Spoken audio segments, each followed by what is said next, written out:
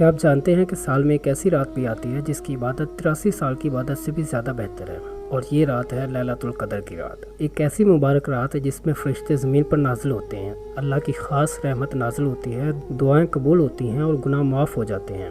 سوچے اگر کسی شخص کو صرف ایک رات مل جائے اور وہ اخلاص کے ساتھ عبادت کرے تو وہ اپنی پوری زندگی کی کمی پوری کر سکتا ہے۔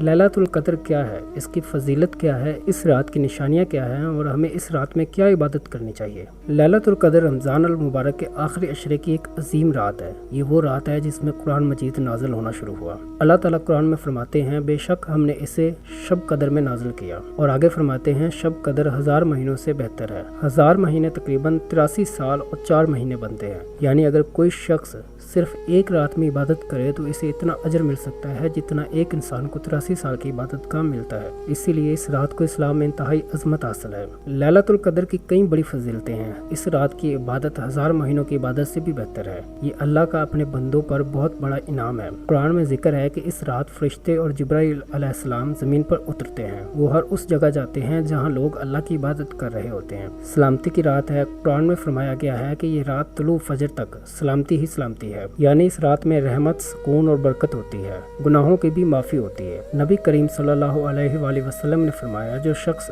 ایمان اور ثواب کی نیت سے لیلۃ القدر میں قیام کرے اس کے پچھلے گناہ معاف کر دیے جاتے ہیں۔ لیلۃ القدر کب آتی ہے؟ لیلۃ القدر رمضان کے آخری عشرے میں آتی ہے۔ نبی کریم صلی اللہ علیہ وآلہ وسلم نے فرمایا، اسے رمضان کے آخری عشرے کی طاق راتوں میں تلاش کرو، اور طاق راتیں ہیں 21 رمضان، 23 رمضان، 25 رمضان، 27 رمضان اور 29 رمضان۔ بہت سے علماء کے مطابق اکثر لیلۃ القدر 27ویں رمضان کو ہوتی ہے، لیکن یقینی طور پر اس کی تاریخ معلوم نہیں۔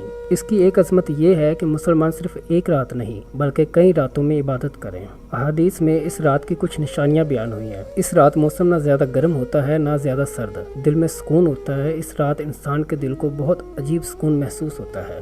ہوا ہلکی اور نرم ہوتی ہے۔ اگلی صبح سورج بغیر تیز شعاؤں کے طلوع ہوتا ہے، لیکن ہمیں صرف نشانیوں کا انتظار نہیں کرنا چاہیے۔ اصل مقصد یہ ہے کہ ہم ہر رات میں عبادت کریں۔ اس مبارک رات میں ہمیں زیادہ سے زیادہ عبادت کرنی چاہیے، زیادہ سے زیادہ نماز نفل پڑھیں، قرآن کی تلاوت کریں کیونکہ اس رات قرآن نازل ہوا تھا، استغفار کریں اور دل سے اپنے پچھلے تمام گناہوں کی معافی مانگیں، اور زیادہ سے زیادہ درود شریف پڑھیں، زیادہ سے زیادہ دعا کریں۔ اس رات دعا بہت زیادہ قبول ہوتی ہے۔ جب رمضان کا آخری عشرہ آتا ہے تو نبی کریم صلی اللہ علیہ وسلم کیا کرتے تھے؟ رات بھر عبادت کرتے، اپنے گھر والوں کو بھی جگاتے اور مسجد میں اعتکاف کرتے۔ یہ اس بات کی دلیل ہے کہ یہ رات کتنی قیمتی ہے۔ تو ہم نہیں جانتے اگلا رمضان ہمیں نصیب ہوگا یا نہیں، لیکن یہ رات ہمارے پاس ہے۔ اگر ہم نے اس رات کو عبادت میں گزار لیا تو ممکن ہے اللہ ہمارے گناہ معاف کر دے اور ہماری زندگی بدل دے۔ لہٰذا اس رمضان آخری عشرے کی طاق راتوں کو ضائع نہ کریں۔ کیا پتہ اگلی ہی رات لیلۃ القدر ہو۔ اللہ ہم سب کو لیلۃ القدر نصیب فرمائے۔